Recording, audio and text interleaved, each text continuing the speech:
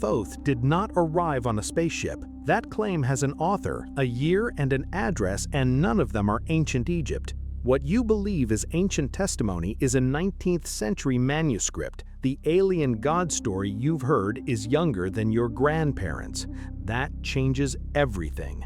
In 1925, Maurice Doreal claimed he found Thoth's emerald tablets at Giza. He wrote that Thoth flew from Atlantis in a ship. He invented this. One fabrication doesn't stay contained. It spreads through books, documentaries, and algorithm feeds until millions believe a single man's invention is 5,000-year-old scripture. You have repeated this claim. In a comment, a conversation, a caption, not because you lied, because no one showed you where it started. One name keeps resurfacing whenever Egyptian myth turns modern and strange. We'll meet him properly later. For now, the investigation starts with the texts. Before ancient astronaut, Thoth had a 4,000-year paper trail of his own. The pyramid texts call him Ra's companion, crossing the sky together. In Hermopolis, priests taught something stranger. Thoth had no mother, no father. He hatched himself from an egg before the universe existed. Egyptians gave him an epithet no other god carried, the god without a mother. Every other deity in their pantheon had a lineage. He didn't. At the Temple of Esna, one inscription reads, Thoth, the Great, the Great, the Great. That triple repetition becomes his Greek title, Trismegistus. This is why the claim spread so easily. A being excluded from ordinary birth is already strange enough to believe almost anything about. Another myth says Thoth burst from Set's forehead, born from conflict, not conception. 3 separate origin stories all agree on one thing: no normal birth. This pattern isn't unique to Egypt. The same teacher figure shows up in Greek philosophy and Islamic prophecy, each time standing apart from ordinary humanity. Remember the Halls of Amenti investigation? Same Hermetic tradition, different text, the Corpus Hermeticum. Here, Hermes doesn't teach himself. Something else teaches him. In the opening chapter, a being calling itself Poimandris, the noose of the Supreme, appears to Hermes. It teaches him. He does not already know. Nous means mind or intelligence, not alien, not spaceship pilot. A separate divine intelligence prior to Hermes transmitting knowledge to him directly. So the actual primary sources never claim extraterrestrial visitation. They claim something narrower and far more specific: exclusion from ordinary human ancestry. Was God without a mother political theology? Hermopolis elevating its local god? Or a genuine garbled memory of something none of us can name? Islamic tradition independently names this same figure Idris, identified with the biblical Enoch, and says he was exalted to a high station. 3 civilizations, 3 languages, 0 contact between the writers. All 3 independently exclude this same figure from ordinary human birth and death. So if the primary sources don't mention aliens, where did that specific claim actually originate? Not Egypt, not Greece, somewhere far more recent. Remember the name we set aside earlier? It belongs to a man who claimed in 1925 to have found Thoth's own writings. His name was Maurice Doreal, born Claude Doggins. He said 2 Atlanteans later led him to a cave beneath Mount Shasta in 1931. He published his translation as the Emerald Tablets of Thoth the Atlantean, not the genuine medieval Hermetic Emerald Tablet, a different book entirely. Doreal claimed his manuscript dated to 36,000 BC. He said Thoth's race colonized everywhere pyramids exist. He said Thoth escaped Atlantis in a ship. So that settles it. Doreal invented the spaceship. The alien claim is fiction. Ancient Egypt never said any of this. Case closed. Except that doesn't explain Egypt, Greece, and Arabia independently excluding this figure from normal birth centuries before Doreal existed.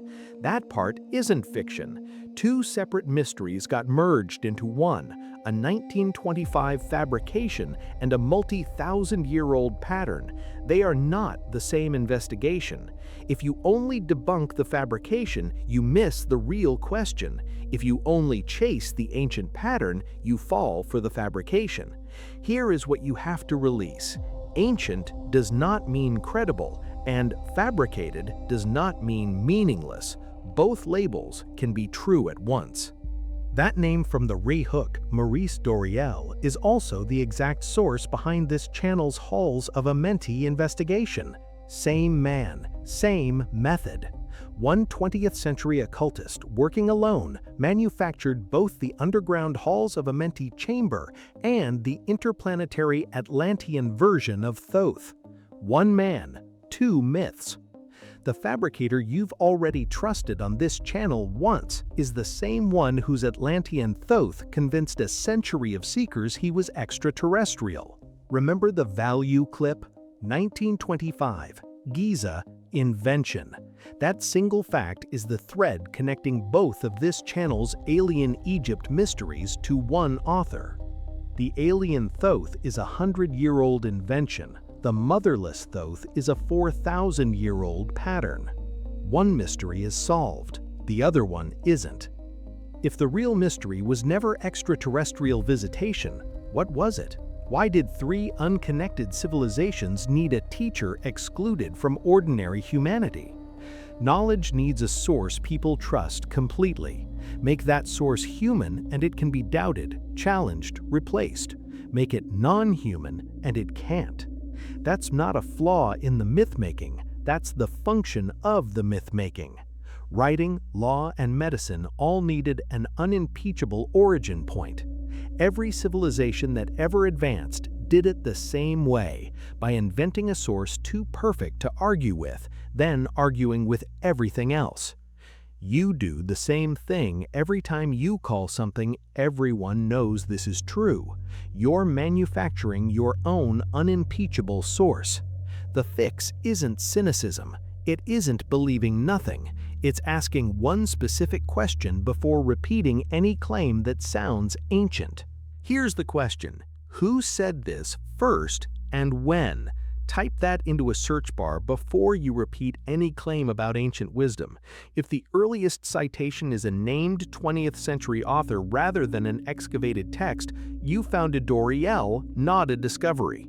Check the date, check the named author, check whether scholars who study the actual language agree with the popular translation. Once you remove the fabrication, the real Thoth doesn't get smaller, he gets stranger, and the strangeness is fully documented.